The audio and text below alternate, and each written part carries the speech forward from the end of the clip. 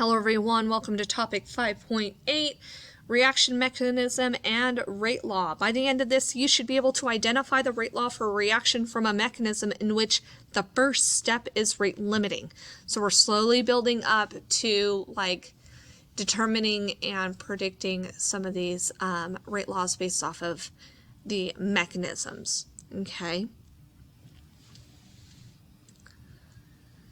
So the speed of a reaction is limited by the speed of the slowest step in the reaction mechanism. The slowest step is also called the rate determining or rate limiting step because it determines the rate of the overall reaction.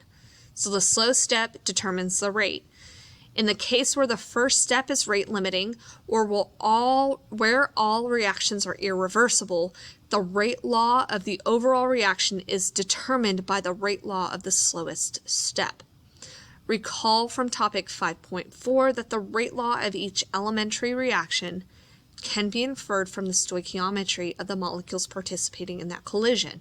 So the elementary reaction gives you the rate law, and you can use that to then solve for the rate law of the overall reaction. In this case, it's going to be a little more straightforward. We will look at exceptions or more complicated variations in the next video.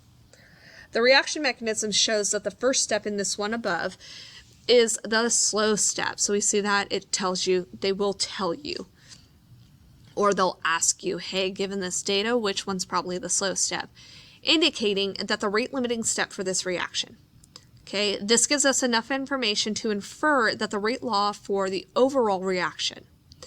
By examining the collisions of the first step here, you can then determine the rate law as this one, right? Remember that the stoichiometry of the rate determining step gives you the rate law. And because the first step is the slow step in the mechanism, it can be inferred that the rate law for the overall reaction is indeed, the same thing. Okay? If it's not, there's some math substitution that you can do, and that's okay. In the same way, and that's because it has to only be the reactants participating in the reaction that are shown in that rate law. In the same way, if the rate law of the overall reaction is known, a mechanism can be supported or rejected based on the rate law of the slow step. So for example, the rate law of the reaction that's shown above is experimentally determined to be rate is equal to K times the concentration of hydrogen times the concentration of nitrogen monoxide squared. Okay, well, now we will look at this mechanism, and the slow step should be mirrored to the rate law.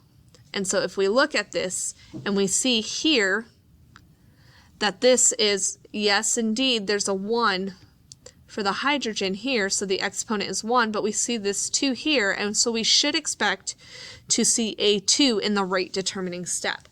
But since there is not a 2 there, that 2 is not present, we can see that the validity of the proposed mechanism is not valid. This is not a valid mechanism because the rate law for the slow step is inferred by the collisions of the reactants and products to be found to be this. Right?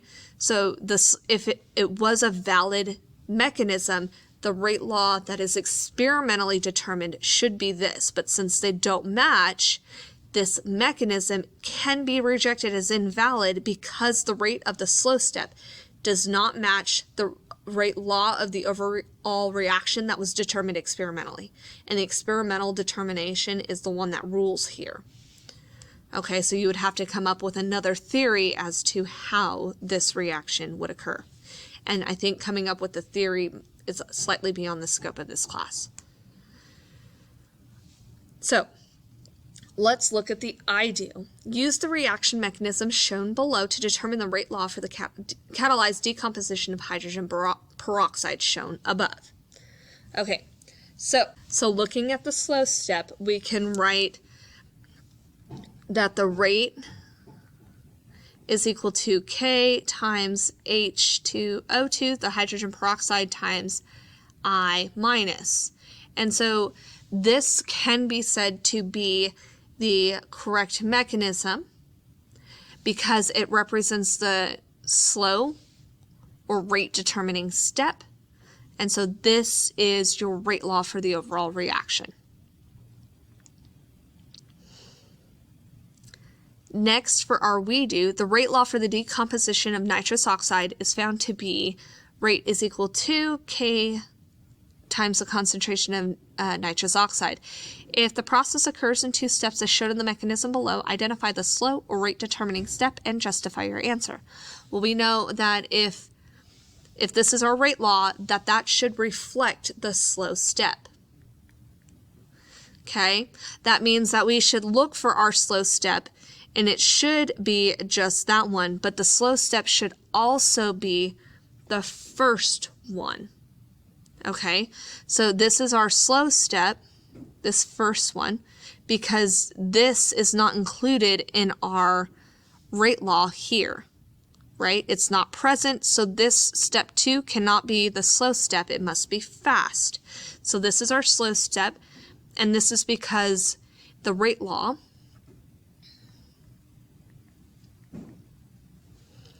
for this elementary step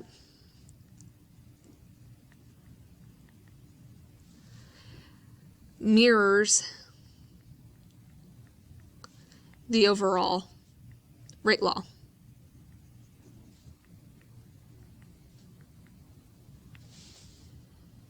Okay, they're the same. So now looking at number 2, the rate law for the reaction between nitrogen dioxide and carbon monoxide is experimentally determined to be this. So this is the true rate law. 2 mechanisms are proposed for this reaction, where we have mechanism 1, which is bimolecular, and then mechanism 2, which has 2 steps. Based on the information above, does the reaction between carbon monoxide and nitrogen dioxide occur in 1 or 2 steps? Justify your answer. So when we look at this, we need to see that our reactants in our slow step include a 2NO2 in some way in our slow step. Well, in mechanism 1, there is only 1 step, and it does not include 2 NO2s. Like, it has to be, like, first you have to react those 2 together. Well, we look at the next one, and we see that there are indeed 2 NO2s, and it is in the slow step.